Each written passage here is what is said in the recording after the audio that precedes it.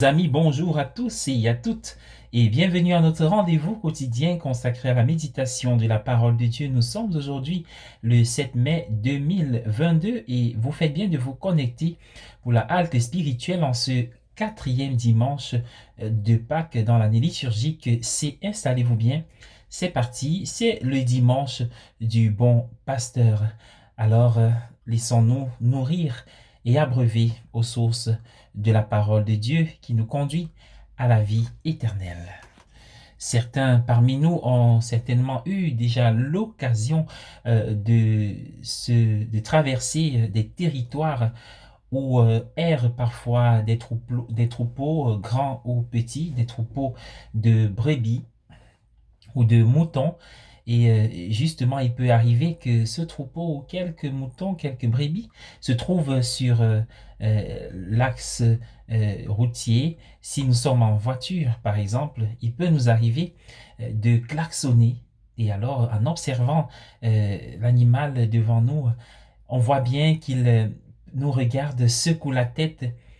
Puis, si nous klaxonnons de nouveau, il dira bah et restera sans bouger sur place. Mais bien aimés du Seigneur, si nous sommes honnêtes envers nous-mêmes, nous pouvons bien réaliser qu'il y a certains moments ou certains domaines de notre vie où nous pouvons ressembler à cette façon de faire où nous ne bougeons pas trop. Justement, il y a quelque chose de choquant et en même temps de rassurant dans la métaphore de ce dimanche. Jésus, bon pasteur, mais nous, les brebis, les moutons. Choquant parce que, bien sûr, le mouton n'est pas la créature animale la plus brillante. Il a des qualités plus ou moins attachantes, par exemple parlant des côtelettes d'agneau. Mais le plus souvent, il est considéré comme un animal plutôt stupide, parfois bruyant, maladroit, un animal qui est malodorant aussi. Et donc, notre vie, c'est un domaine de notre vie où à certains moments, nous pouvons faire montre de ce genre d'attitude où nous sommes plutôt lents à nous bouger, où les pas sont pesants et lourds.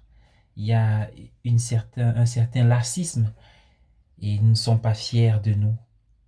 Oui, bien-aimés du Seigneur, il y a donc dans cette métaphore aussi quelque chose de rassurant.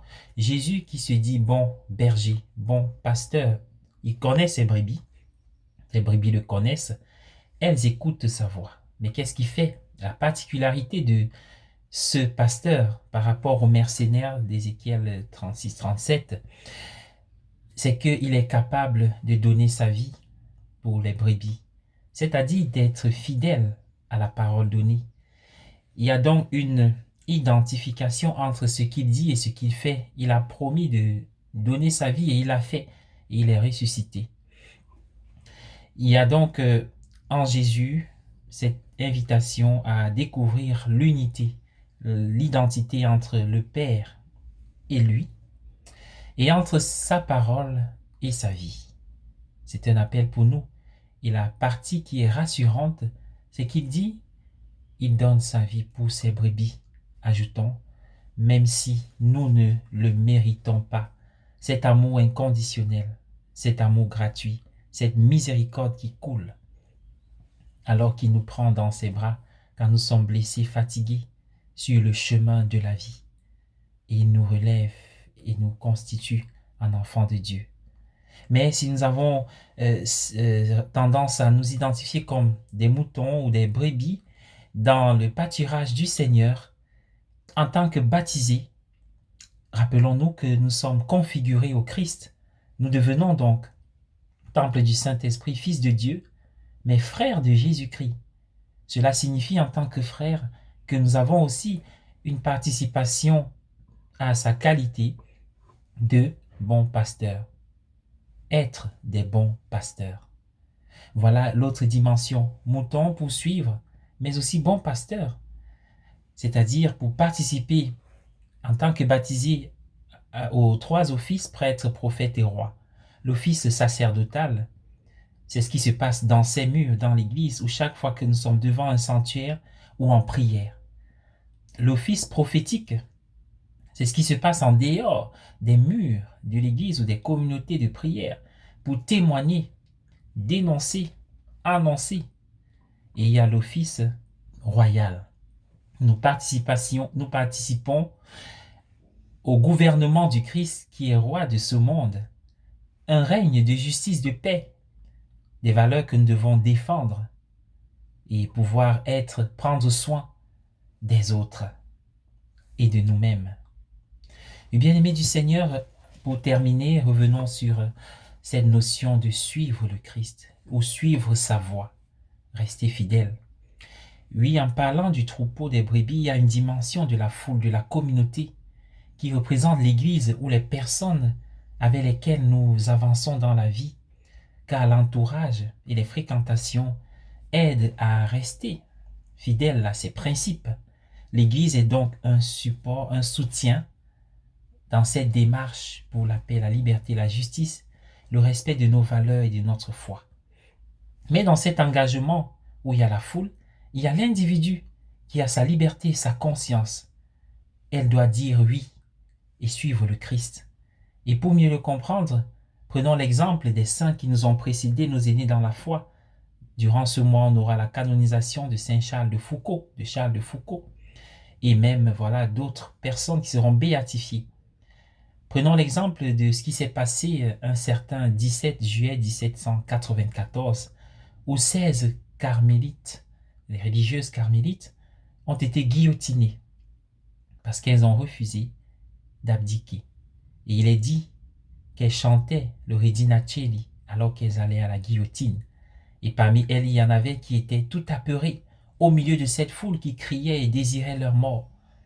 Mais il fallait être fidèle, il fallait aller jusqu'au bout pour chanter. Et justement, elles ne se sont pas arrêtées lorsque la voix de la dernière s'est éteinte après qu'elle fut guillotinée.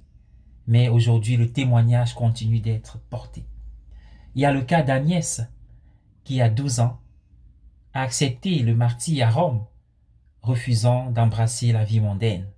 Le cas de Félicité et Perpétue, qui étaient deux jeunes femmes, deux jeunes mères, qui ont eu le courage de dire oui au Christ, jusqu'à voir leur enfant tué, et elle après. Et il y a le cas de Thomas More, qui au milieu de ce royaume, de ce palais, avait refusé de prendre le roi pour le chef de l'Église. Oui, toutes ces personnes avaient le soutien de la foule, de la communauté, les religieuses, les consoeurs, et puis Thomas More qui avait la foi de l'Église comme support, mais il fallait dire oui jusqu'au bout. Peut-être nous n'allons pas donner notre vie guillotinée, mais il est question d'accepter le Christ comme berger, si nous l'acceptons, de changer les petites choses qui nous permettent, qui nous empêchent, n'est-ce pas, d'être véritablement les brebis du Seigneur et d'être des pasteurs selon son cœur. Bon dimanche à tous et à chacun. Soyez bénis. Le Seigneur est le bon pasteur. Tu es mon berger, ô Seigneur, rien ne saurait manquer où tu me conduis. Marie la première l'a compris. Bon mois de Marie.